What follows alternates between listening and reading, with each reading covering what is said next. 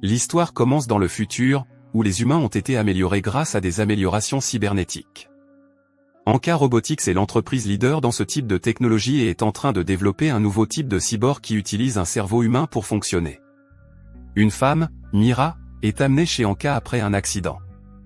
Son cerveau est inséré dans un corps cybernétique doté d'une force et d'une agilité accrues. Une fois le processus terminé, son concepteur, le Dr Welle, lui apprend que ses parents ont été tués lors d'une attaque terroriste cybernétique. Son corps a été complètement endommagé, seul son cerveau a survécu. Ils ont créé une coquille synthétique, mais son esprit et son âme sont toujours là. Welle s'entretient ensuite avec Cutter, directeur général de Anka.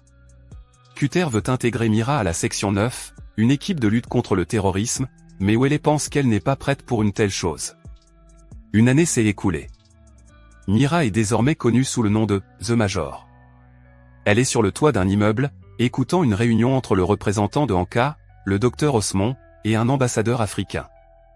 Le Major reçoit des ordres du chef de la section 9, Desuk Aramaki, et travaille aux côtés de Batu.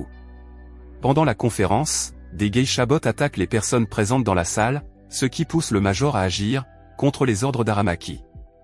Il devient invisible et saute du toit, avant d'entrer dans la salle et de commencer à tirer sur les geisha bots. L'une des geisha robots coupe le cou du docteur Osmond et le tue, juste avant que le Major ne l'atteigne. La geisha robot dit « Soumets-toi à la volonté de Anka et tu seras détruite ». Le Major lui tire dessus. Plus tard, le Major voit l'hallucination d'un chat.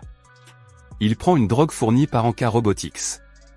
Plus tard, l'équipe de la section 9 rencontre Aramaki pour discuter de l'attaque.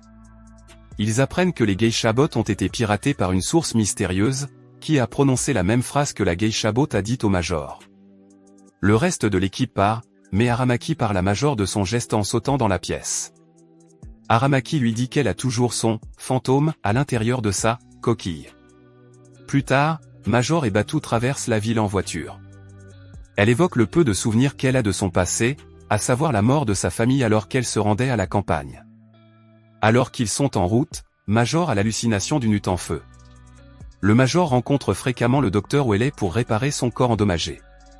Le Major a du mal à se souvenir de son passé, ne voyant que de brefs aperçus et des flashs. Le docteur Welle rejette ses hallucinations comme étant un délire, mais montre qu'elle s'intéresse à lui.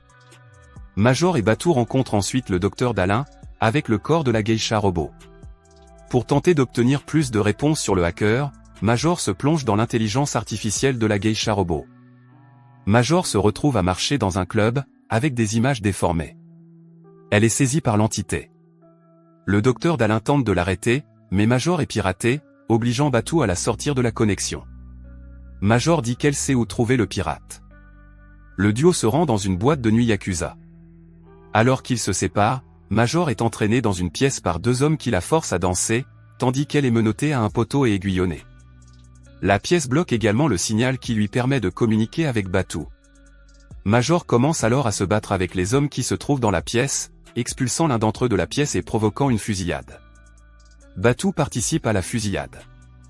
Lui et Major tuent plusieurs hommes de main, avant de s'en prendre aux pirates informatiques. Major a de nouveau l'hallucination d'une hutte en feu et comprend que la pièce est en fait un piège. Au moment où la bombe explose, il pousse Batu et subit la majeure partie de l'explosion. Major se réveille dans le laboratoire de Welle. Il lui explique que l'explosion a rendu Batu aveugle et a endommagé son corps. Batu reçoit des yeux cybernétiques pour remplacer ceux qui ont été endommagés, tandis que le corps de Major est réparé. Pendant ce temps, Cutter rencontre Aramaki, qui est furieux de la plongée du Major. Aramaki prévient Cutter qu'il est en train de le menacer, car il répond au Premier ministre et non à Anka. Plus tard, le docteur Dalin examine le corps de la geisha robot. Elle trouve le nom du fichier, Secure Project 2571. En essayant de l'ouvrir, le pirate le trouve. Le docteur extrait silencieusement la disquette tandis que le pirate lui arrache les yeux, juste avant de la tuer. Le lendemain, l'équipe de la section 9 retrouve son corps et le Major extrait de la main de Dalin un disque qui contient les noms d'autres associés de Anka, qui ont tous été tués. Le fichier contient également le nom d'Welle. Il pense qu'il est la prochaine cible du pirate. La scène se déplace vers deux travailleurs sanitaires qui sont en train de prendre leur repas. Le pirate informatique prend le contrôle de ces personnes et fonce avec leur camion sur la voiture d'Welle. Celle-ci survit tant bien que mal, mais les hommes sortent et tentent de l'abattre. À ce moment-là, le commandant et ses partenaires arrivent pour riposter au tir des hommes. Au cours de la fusillade, Batou tue l'un d'entre eux, tandis que le major poursuit un ouvrier qui court près d'un plan d'eau. Pensant qu'il s'est échappé, le major le retrouve et le combat en étant invisible, jusqu'à ce que Batou apparaisse et l'arrête. L'ouvrier est interrogé après que la connexion du hacker a été coupée. Il raconte qu'il allait chercher sa fille. Le major lui montre une photo de ce qu'il croit être sa fille, mais qui est en fait une photo de lui-même. Les deux hommes déterminent que le pirate informatique a inséré de faux souvenirs dans la tête du travailleur. Le pirate, dont le nom s'avère être Cuse, s'exprime alors par l'intermédiaire de l'employé pour menacer la section 9. Pendant que Togusa traque le signal du hacker jusqu'à un endroit caché, l'ouvrier saute pour se pendre avec le câble autour de son cou. Plus tard, les membres de la section 9 atteignent l'endroit où se trouve Cuse. En pénétrant dans une pièce secrète, Major découvre que Cuse est connecté à un réseau d'autres cyborgs humanoïdes. Major avance et commence à avoir des hallucinations. C'est alors qu'un groupe l'attaque avec un aiguillon à bétail et l'assomme. Il l'attache dans une pièce.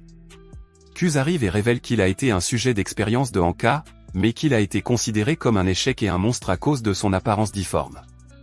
Le major voit un tatouage de la hutte en feu sur sa poitrine, comme dans son hallucination. Cuse dit que Anka a pris le contrôle de leur vie au lieu de les sauver. Même les médicaments qu'ils administrent servent à supprimer les souvenirs. C'est alors que les membres de l'équipe arrivent et que Cuse s'enfuit. Le major s'enfuit également pour découvrir la vérité. Plus tard, le major confronte Welle à propos de cette révélation. Welle dit qu'il y a eu 98 expériences ratées avant que le major ne devienne la première expérience réussie. Cuse était l'une des expériences ratées. Ils ont également donné au major de faux souvenirs de ses parents.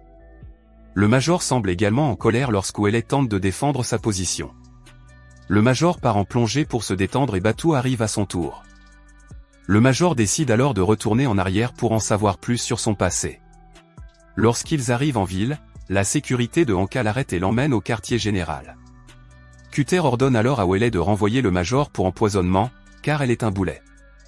Alors que Major est jugé, Welle, au lieu de l'éliminer, lui donne une adresse pour qu'elle puisse trouver des réponses par elle-même.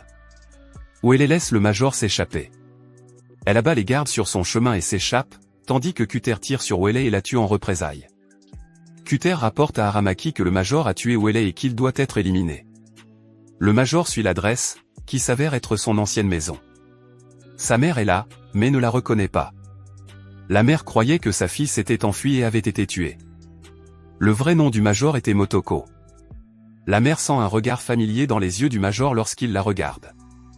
En partant, le major entre en contact avec Aramaki, qui l'informe que Welle est morte et que Cutter dit qu'il l'a tuée, alors qu'ils connaissent tous les deux la vérité. Il laisse Cutter écouter leur conversation pendant qu'ils planifient leur prochaine action.